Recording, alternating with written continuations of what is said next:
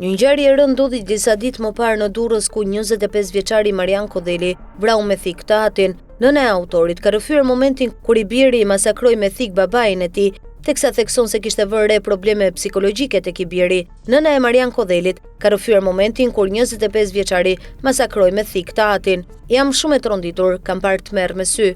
Unë ja uqa thikën nga dora. Isha jashtë dhe kur hyra brenda po përlesheshin, nuk kanë pasur zënka. Djali ishte kthyer nga emigracioni nga data 22 qershor. Nga data 15 shtator, u mbyll në vetvete. Fjalët i nxirrte si me zor. E dërgova tek doktoresha.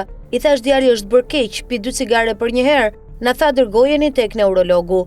E dërgova tek doktoresha, i thash djali është bërë keq, pi 2 cigare për një herë. Na tha dërgojeni tek neurologu. Kur ati i tha që do dërgojmë për vizitë tek neurologu, e përjetoi keq. Iku tek shtëpia e motrës. Kur vdi gjyshja e tij u ngri më keq. Djali nuk ka punuar pas kthimit nga emigrimi. Burri i tha nëse do të punosh për vete, se babi nuk do lek. Djali ka qëndruar 6 vite në emigracion. Nuk e di nga erdhi, djali ka bërë një shkrim që e dorëzova. Unë sa kam dalë në cep të oborrit, maksimumi 10 metra, nuk kam dëgjuar zhurma e zëra derisa mbërrita tek dritarja. Burri më thiri shpëto veten dhe njofto policin. Hyra tek dhoma pas djalin që po e godiste me thik. Ja kapa thikën, e nxora jashtë. Mbylla derën dhe dritaren me çels. Ktheva burrin por ishte impuluar me gjak. Djali iku dhe nuk u kthye më. Unë jam nëna e vet, nuk jam njerka, se më kanë bërë njerkën e djalit. Djali ju është dorëzuar vet policisë.